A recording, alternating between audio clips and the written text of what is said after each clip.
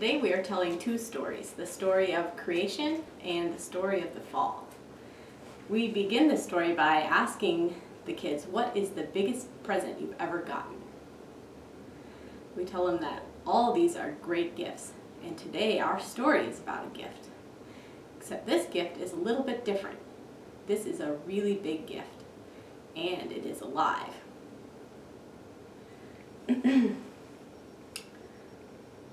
Some gifts are so big that you can hardly even notice them. So we need to go all the way back to the beginning to be able to notice this big gift. In the beginning, there wasn't really anything, actually. There was nothing. Then, on the very first day, God gave us the gift of light. Now there wasn't just darkness, there was also light. And I'm not talking about just the light in a little light bulb. I'm talking about all of the light that is light. The light where all the light comes from. When God saw this light, He said, "It is good." And that was the end of the first day. On the second day, God gave us the gift of water. Now, I don't mean just the water in a glass of water. I don't even mean just the water in the ocean. I mean all of the water that is water everywhere, and even the water where all that water comes from. This is called the firmament, and God used it to divide the waters below from the waters above. And when God saw this water, He said, "It is good." And that was the end of the second day. On the third day, God gave us the gift of dry land and the green things that grow. When God saw the dry land and the green growing things, He said, "It is good." And that was the end of the third day. On the fourth day, God gave us the gift of the day and the night, and a way to count our days. Here is the great light that rules the day. It's called the sun. And here are the great lights that rule the night. They are called the stars and the moon. When God saw the day and the night, He said, "It is good." And that was the end of the fourth day. On the fifth day, God gave us the gift of the creatures that fly in the sky and the creatures that swim in the sea. All of them, every single one. And when God saw all of these creatures that fly and that swim, He said, "It is good." And that was the end of the fifth day. On the sixth day, God gave us the gift of the creatures that walk upon the earth, and they walk on their legs.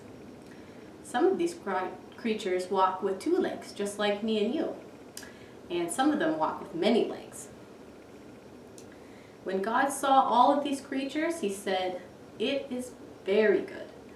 And that was the end of the sixth day. On the seventh day, God rested. And He gave us the gift of a day to also rest and to remember all of His great gifts. There's nothing on this card because people go lots of different places to remember God's gifts.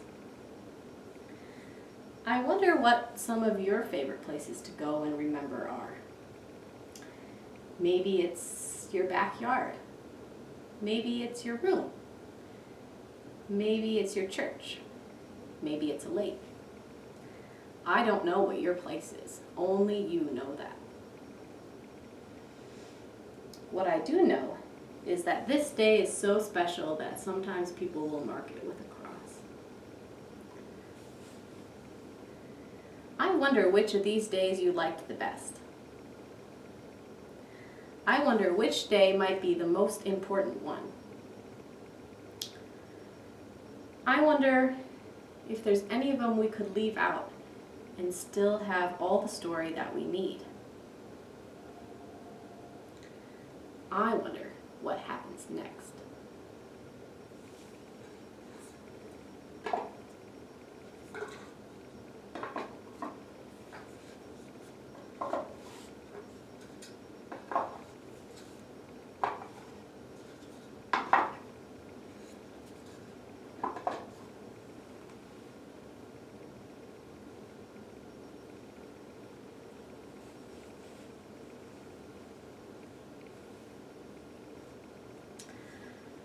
To find out what happens next, we need to tell another story. This was the story of the first creation, and this is the story of the second creation. The second creation is called the falling apart.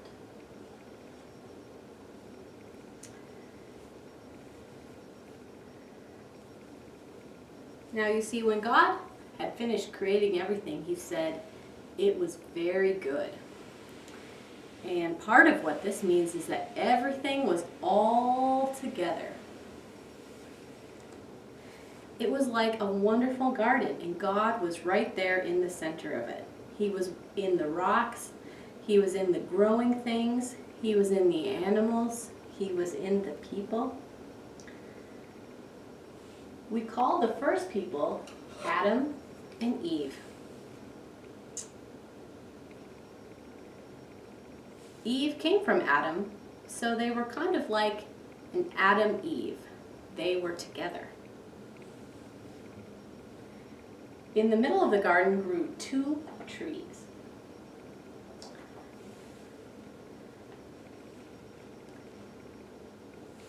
This tree was about differences, and this tree was about forever.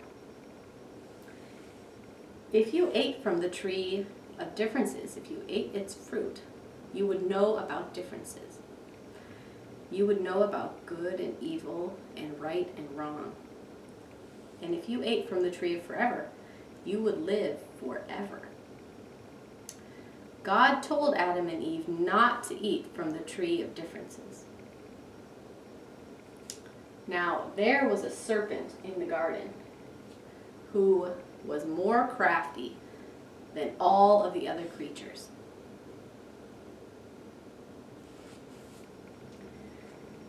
And the serpent suggested to Adam and Eve that they should eat from the tree of differences.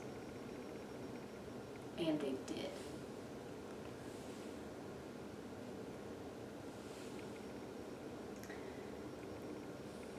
When Adam and Eve tasted the fruit from the tree of differences, things fell apart for them.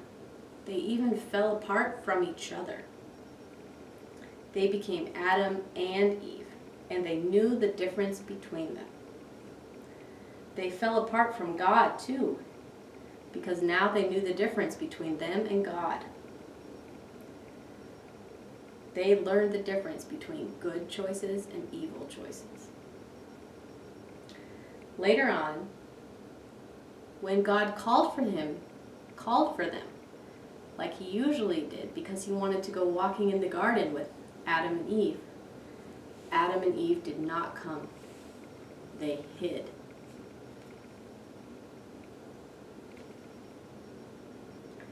But God found them where they were hiding. But they did not know how to be with God anymore because they saw the differences between themselves and God. They saw lots of differences.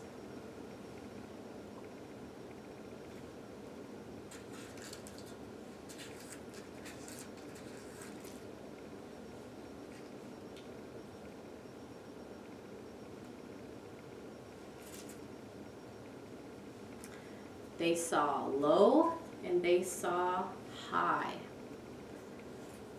They saw good and they saw evil. They saw close and they saw far.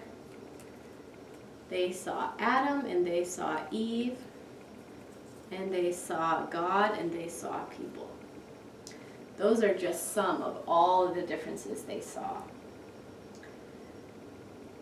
The differences, even though they caused so much separation, they did do at least one wonderful thing. Now Adam and Eve could take things apart and put them back together again.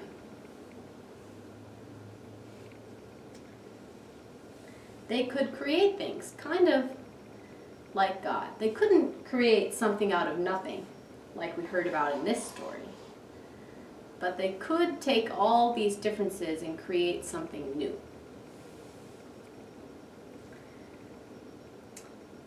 After seeing all these differences, they could not go back to the way things were when everything was together in the garden.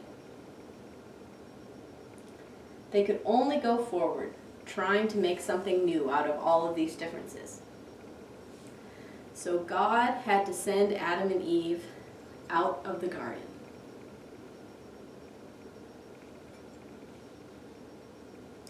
And he put an angel with a sword at the edge of the garden so that they could not go back in. They could only go forward. And God actually went with them out of the garden. Adam and Eve were with God in a totally new way outside of the garden. And God was with them to help them become the best creators that they could be.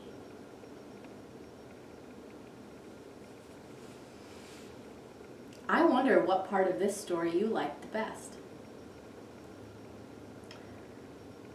I wonder if there was one part that was the most important. I wonder which part of this story was about you.